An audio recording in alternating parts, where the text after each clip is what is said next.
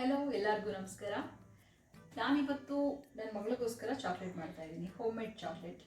ಅದಕ್ಕೋಸ್ಕರ ಫಸ್ಟು ಏನು ತೊಗೊಂಡಿದ್ದೀನಿ ಅಂದರೆ ಒಂದಷ್ಟು ಡ್ರೈ ಫ್ರೂಟ್ಸ್ ತೊಗೊಂಡಿದ್ದೀನಿ, ಡ್ರೈ ನಟ್ಸ್ ತೊಗೊಂಡಿದ್ದೀನಿ. ಡ್ರೈ ಫ್ರೂಟ್ಸ್ ಅಲ್ಲ, ಡ್ರೈ ನಟ್ಸ್ ತೊಗೊಂಡಿದ್ದೀನಿ.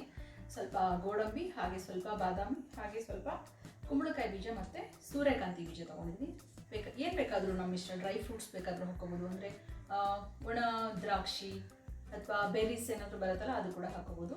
ನನ್ನ ಮಗಳಿಗೆ ಅಷ್ಟೊಂದು ದ್ರಾಕ್ಷಿ ಇಷ್ಟ ಆಗಲ್ಲ, ಅದಕ್ಕೋಸ್ಕರ ನಾನು ಬರೀ ಡ್ರೈ ನಟ್ಸ್ ಮಾತ್ರ ಯೂಸ್ ಮಾಡ್ತಾ ಇದ್ದೀನಿ. ಇದನ್ನು ಸ್ವಲ್ಪ ರೋಸ್ಟ್ ಮಾಡ್ಕೋಬೇಕು, ಡ್ರೈ ರೋಸ್ಟ್ ಮಾಡ್ಕೋಬೇಕು. ಆವಾಗ ಇನ್ನು ಸ್ವಲ್ಪ ಕ್ರಂಚಿ ಆಗಿರುತ್ತೆ. ಫಸ್ಟ್ ಆಫ್ ಆಲ್ ಚಾಕ್ಲೇಟ್ ಅಂದರೆ ಮಕ್ಕಳಿಗೆ ಕೊಡಬಾರ್ದು, ಅನ್ಹೆಲ್ದಿ ಅಂತ ಎಲ್ಲ ಹೇಳ್ತಾರೆ. ಸ್ವಲ್ಪ ಅವಾಗವಾಗ ಕೊಟ್ಟರೆ ಓಕೆ ಅಂತ ಅನಿಸುತ್ತೆ. ಅದರಲ್ಲೂ ಕೊಟ್ಟರು ಕೂಡ ಈ ಥರ ಏನಾದರೂ ಡ್ರೈ ನಟ್ಸ್ ಅಥವಾ ಏನಾದರೂ ಡ್ರೈ ಫ್ರೂಟ್ಸ್ ಹಾಕಿ ಕೊಟ್ಟರೆ ಸ್ವಲ್ಪ ಹೆಲ್ದಿಯಾಗೂ ಇರುತ್ತೆ. ಯಾಕಂದರೆ ಕೆಲವೊಂದು ಮಕ್ಕಳು ಈ ಗೋಡಂಬಿ ಬಾದಾಮಿ ಎಲ್ಲ ತಿನ್ನಲ್ಲ ಅಂತ ಹೇಳ್ತಾರೆ. ನನ್ನ ಮಗಳಿಗೆ ಇಷ್ಟ ಆಗುತ್ತೆ ಗೋಡಂಬಿ ಬಾದಾಮಿ ಅಂಥದ್ದೆಲ್ಲ ತಿಂತಾಳೆ, ಅವಳು ಇಷ್ಟಪಟ್ಟು ತಿಂತಾಳೆ.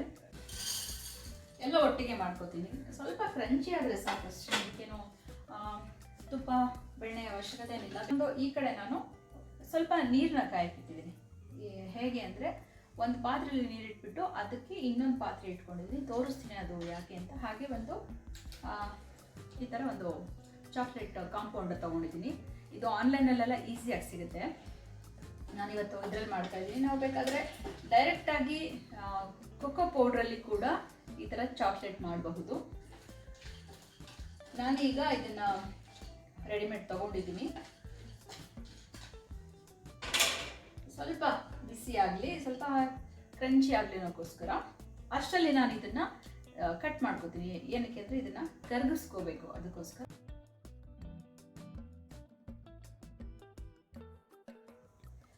ನಾನು ತೊಗೊಂಡಿರೋದು ಡಾರ್ಕ್ ಚಾಕ್ಲೇಟು. ನಾನು ಇದಕ್ಕೆ ಸಕ್ಕರೆಯನ್ನು ಬಳಸ್ತಾ ಇಲ್ಲ. ಸ್ವಲ್ಪ ಸಿಹಿ ಜಾಸ್ತಿ ಬೇಕು ಅನ್ನೋರು ಸ್ವಲ್ಪ ಸಕ್ಕರೆ ಕೂಡ ಹಾಕೋಬಹುದು.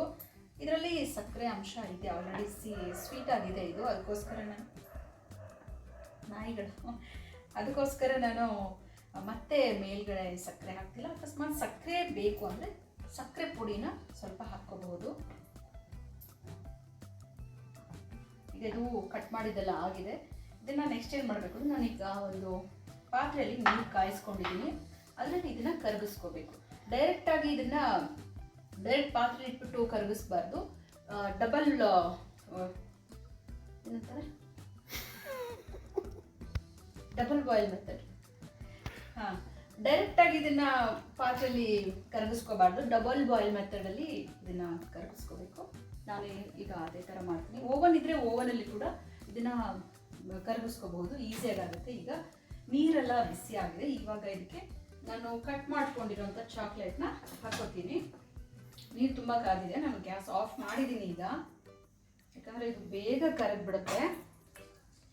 ಇದೇ ಥರ ಕರಗಿಸ್ಕೋಬೇಕು, ಡೈರೆಕ್ಟಾಗಿ ಕರಗಿಸೋಕೆ ಹೋಗಬಾರ್ದು. ಇದನ್ನು ತುಂಬ ಫಾಸ್ಟಾಗಿ ಕರಗಿಬಿಡುತ್ತೆ ಚಾಕ್ಲೇಟು. ಫ್ಲೇಮ್ನ ಲೋ ಆಗಿ ಇಟ್ಕೋಬೇಕು, ಉರಿ ಜಾಸ್ತಿ ಇಟ್ಕೋಬಾರ್ದು. ಮಕ್ಳಿಗೆ ನಾವು ಈ ರೀತಿ ಮಾಡಿಕೊಡೋದ್ರಿಂದ ತುಂಬ ಖುಷಿಯಾಗಿ ತಿಂತಾರೆ. ಆಮೇಲೆ ನಮಗೂ ಕೂಡ ಮಕ್ಕಳು ಏನೋ ಒಂದು ಹೆಲ್ದಿಯಾಗಿ ತಿಂದ್ರಪ್ಪ ಅಂತ ಅನಿಸುತ್ತೆ. ಅದರಲ್ಲೂ ಡಾರ್ಕ್ ಚಾಕ್ಲೇಟು ಆರೋಗ್ಯಕ್ಕೆ ಒಳ್ಳೆಯದು ಅಂತ ಕೂಡ ಹೇಳ್ತಾರೆ. ಹಾರ್ಟ್ ಪ್ರಾಬ್ಲಮ್ಗೆಲ್ಲ ಡಾರ್ಕ್ ಚಾಕ್ಲೇಟ್ ತಿನ್ನಬೇಕು ಅಂತ ಡಾಕ್ಟರ್ಸ್ ಹೇಳ್ತಾರೆ. ಆಮೇಲೆ ಚಾಕ್ಲೇಟ್ ತಿಂದರೆ ಮಕ್ಕಳು ತುಂಬ ಆ್ಯಕ್ಟಿವ್ ಆಗಿರ್ತಾರೆ. ನೀವು ಅಬ್ಸರ್ವ್ ಮಾಡಿರ್ಬೋದು, ನೀವು ಯಾವಾಗಾದರೂ ಮಕ್ಕಳಿಗೆ ಚಾಕ್ಲೇಟ್ ಕೊಟ್ಟರೆ ಆ್ಯಕ್ಟಿವ್ ಆಗಿರ್ತಾರೆ. ಈಗ ಇದು ಪೂರ್ತಿ ಕರಗಿದೆ, ಇಷ್ಟು ಕರಗಿದೆ. ಈಗ ನಟ್ಸು ಕೂಡ ನಾನು ಹುರಿದಿಟ್ಕೊಂಡಿದ್ನಲ್ಲ ಅದು ಕೂಡ ತಣ್ಣಗಾಗಿದೆ ಸ್ವಲ್ಪ, ಅದನ್ನು ಕೂಡ ಈಗ ಮಿಕ್ಸ್ ಮಾಡ್ಕೊತೀನಿ.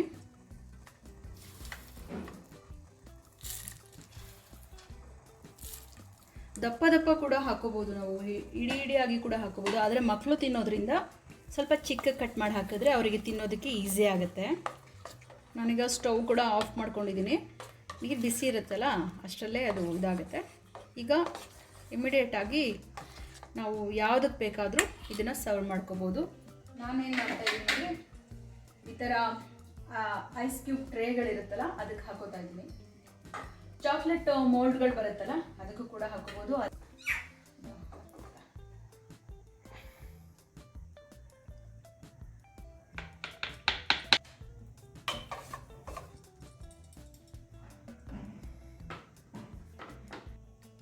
ಈಗ ಇದೆರಡು ಟ್ರೇಗೆ ಈ ಥರ ಹಾಕಿದ್ದೀನಿ. ಸ್ವಲ್ಪ ತಣ್ಣಗಾದ್ಮೇಲೆ ನಾನು ಸ್ವಲ್ಪ ಫ್ರಿಜ್ಜಲ್ಲಿ ಇಡ್ತೀನಿ.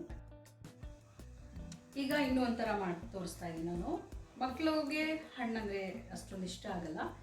ನಾನೀಗ ಬನಾನಾದಲ್ಲಿ ಚಾಕ್ಲೇಟ್ ಮಾಡಿ ತೋರಿಸ್ತಾ ಇದ್ದೀನಿ. ಅಂದರೆ ನೋಡಿದ ತಕ್ಷಣ ಅವ್ರಿಗೆ ಇಷ್ಟ ಆಗಬೇಕು. ತುಂಬ ಮಕ್ಕಳು ಹಣ್ಣುಗಳು ತಿನ್ನಲ್ಲ. ಯಾವ ಹಣ್ಣು ಬೇಕಾದರೂ ಮಾಡಬಹುದು. ಆ್ಯಪಲಲ್ಲಿ, ಸ್ಟ್ರಾಬೆರಿ, ಬನಾನಾ ಯಾವುದು ಬೇಕಾದರೂ ಮಾಡಬಹುದು. ಆರೆಂಜಲ್ಲೆಲ್ಲ ನಾನು ಟ್ರೈ ಮಾಡಿಲ್ಲ, ಗೊತ್ತಿಲ್ಲ ಅದು ಹೇಗೆ ಬರುತ್ತೆ ಅಂತ. ನಾನಿವಾಗ ಬನಾನಾದಲ್ಲಿ ಮಾಡಿ ತೋರಿಸ್ತಾ ಇದ್ದೀನಿ. ಅದಕ್ಕೆ ಬೇಕಾಗಿರೋದು ಬಾಳೆಹಣ್ಣು ಹಾಗೆ ಟೂತ್ ಪಿಕ್ ಇಲ್ಲ ಅಂದರೆ ಹಾಗೆ ನೀವು ಹಾಗೆ ಕೂಡ ಮಾಡಬಹುದು. ಇದನ್ನು ಫಸ್ಟಿಗೆ ನಾನು ಸ್ವಲ್ಪ ಚಿಕ್ಕದಾಗಿ ಕಟ್ ಮಾಡ್ಕೊತಾ ಇದ್ದೀನಿ. ನಾನು ಈ ಸೈಜಲ್ಲಿ ಕಟ್ ಮಾಡಿದ್ದೀನಿ. ಹಾಗೆ ಈ ಟೂತ್ ಪಿಕ್ಕನ್ನು ಸ್ವಲ್ಪ ವಾಶ್ ಮಾಡ್ಕೊಂಡ್ಬಿಡ್ತೀನಿ. ಅಕಸ್ಮಾತ್ ಏನಾದ್ರು ಧೂಳೇನಾದರೂ ಇದ್ದರೆ ಹೋಗಲಿ ಅಂತ ಅಷ್ಟೇ.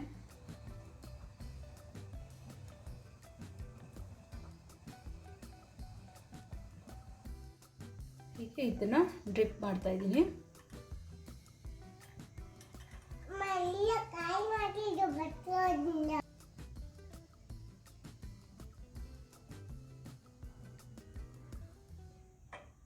ಈಗ ಸ್ವಲ್ಪ ನಟ್ಸ್ ಇತ್ತಲ್ಲ ಅದನ್ನು ಕೂಡ ಹಾಕ್ಕೋತಾ ಇದ್ದೀನಿ.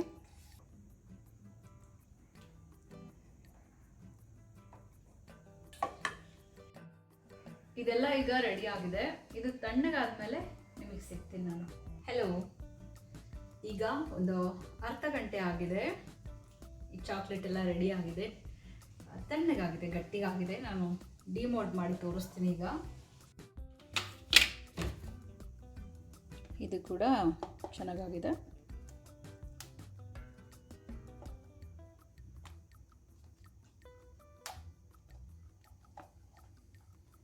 ಇದು ಈ ಥರ ಆಗಿದೆ. ಇನ್ನಿದು ಟ್ರೇಗೆ ಡೈರೆಕ್ಟಾಗಿ ಹಾಕಿದ್ದೀನಿ.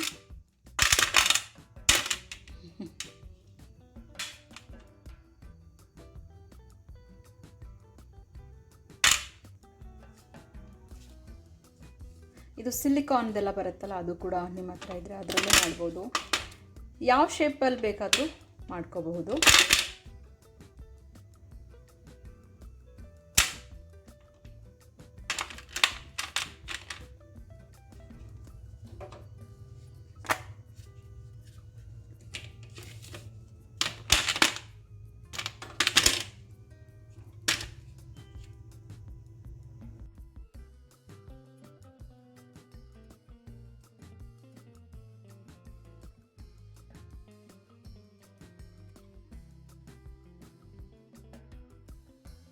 ಏನಿದು?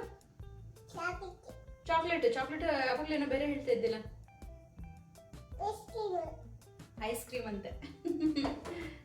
ಐಸ್ ಕ್ರೀಮ್ ಬೇಕಾ?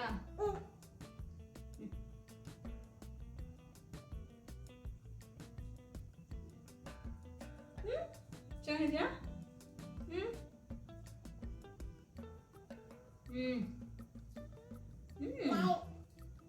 ಎಮ್ಮಿ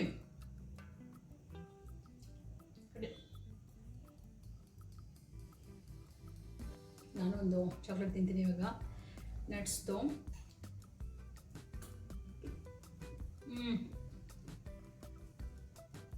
ನಟ್ಸ್ ಎಲ್ಲ ಈ ಥರ ಚೆನ್ನಾಗಿರೋ ಹುರಿದಿರೋದ್ರಿಂದ ಅದೊಂದು ಒಳ್ಳೆ ಫ್ಲೇವರ್ ಕೊಡುತ್ತೆ. ಹಸಿ ಹಾಕೋದಕ್ಕಿಂತ ಸ್ವಲ್ಪ ಹುರಿದ್ಬಿಟ್ಟು ಹಾಕಬೇಕು ಗೋಡಂಬಿ ಬಾದಾಮಿನ. ತುಂಬ ಟೇಸ್ಟಿಯಾಗಿದೆ. ನಾವೇನು ಆಚೆ ಚಾಕ್ಲೇಟ್ ತೊಗೊಂಡು ತಿಂತೀವಲ್ಲ ಅದೇ ಥರ ಫೀಲ್ ಆಗ್ತದೆ.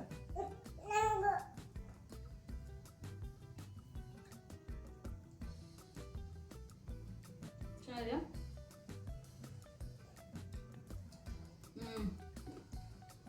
ನಿಜವಾಗ್ಲೂ ಚೆನ್ನಾಗಿದೆ. ಚಾಕ್ಲೇಟ್ನ ಹಾಗೆ ಪ್ಲೇನಾಗಿ ತಿನ್ನೋದಕ್ಕಿಂತ ಈ ಥರ ಏನಾದರೂ ಗೋಡಂಬಿ ಬಾದಾಮಿ ಎಲ್ಲ ಹಾಕೊಂಡು ತಿಂದರೆ ತುಂಬ ಚೆನ್ನಾಗಿರುತ್ತೆ. Bye madam.